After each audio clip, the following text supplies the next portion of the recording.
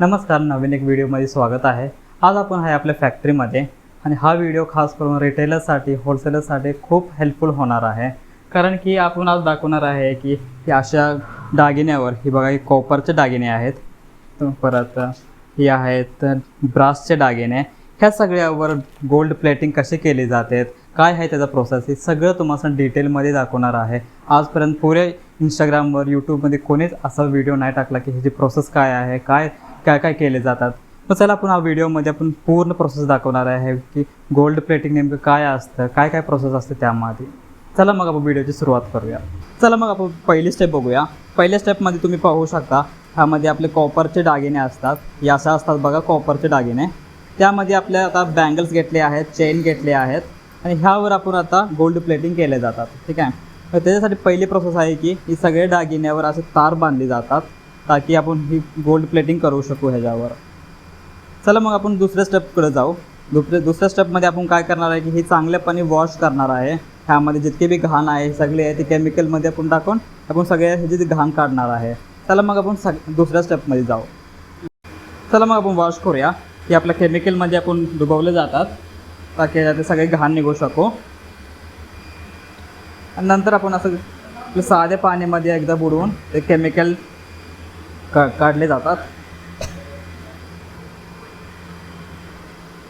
असं केमिकल काढल्यानंतर अजून आपण वॉश केलं जातात। वॉशिंग ह्यातले खूप मेन आहे, कारण की जोपर्यंत ह्यातले घाण जात नाही तोपर्यंत वॉशिंग करत राहावं लागतं।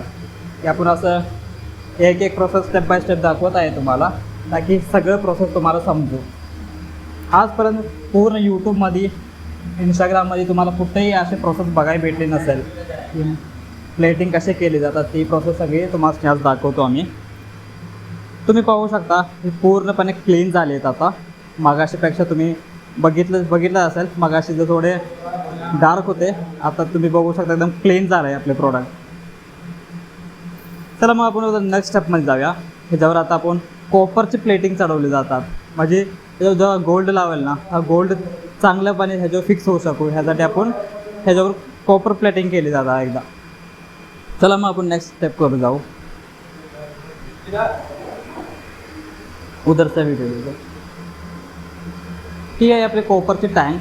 त्या टँकमध्ये पूर्ण कॉपरचं पाणी आहे आणि ह्याच्यामध्ये आपण आता लावणार आहे, काय करू, वन पीस।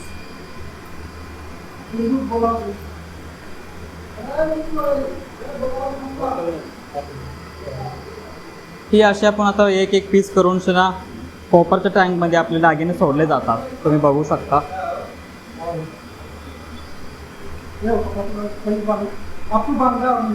याचे 15-20 मिनिटपर्यंत असे दागिने ह्याच्या कॉपरच्या टँकमध्ये सोडले जातात, कारण की हे कॉपरची जी प्लेटिंग असते ते ह्याच्यावर फिक्स होऊ शकतो।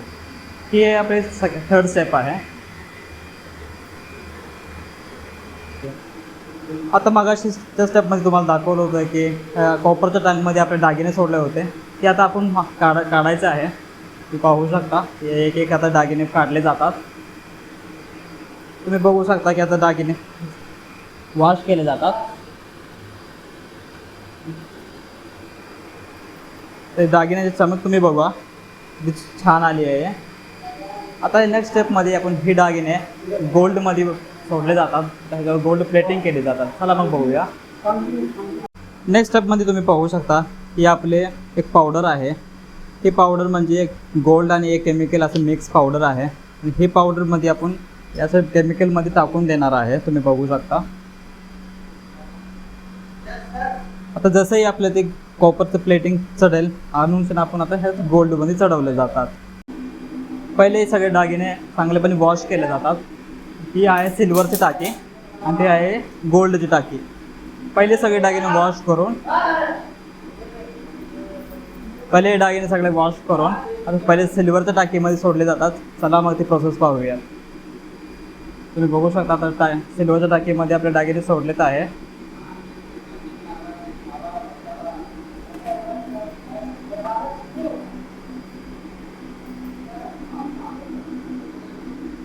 आणि आता आपण सिल्वरमधून आता डायरेक्ट आता गोल्डच्या टाकीमध्ये दागिने सोडले जातात।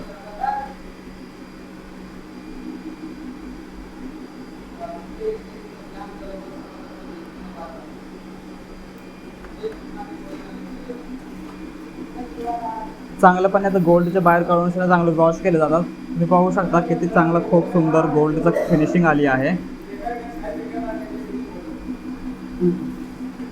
खूप सुंदर अशी गोल्डची फिनिशिंग आली आहे. आता आपण ही व्हिडिओ आता ही घेऊन ना आता आपण भट्टीमध्ये ठेवले जातात.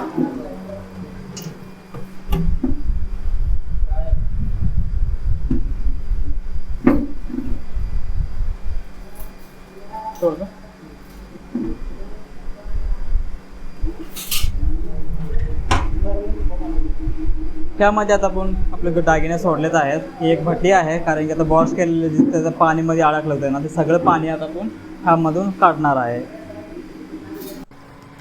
दागिने भट्टीमधून बाहेर काढले आहेत. सगळे दागिने छान सुकले आहेत. चला आता आपण नेक्स्ट स्टेपला जाऊयात. नेक्स्ट स्टेपमध्ये आपण सगळे दागिने एक एक करून सेपरेट केले जातात. असं सेपरेट करून दागिने कंबीवर बांधले जातात. हा सगळा प्रोसेस दागिन्यावर लॅकर चढवण्यासाठी केले जातात.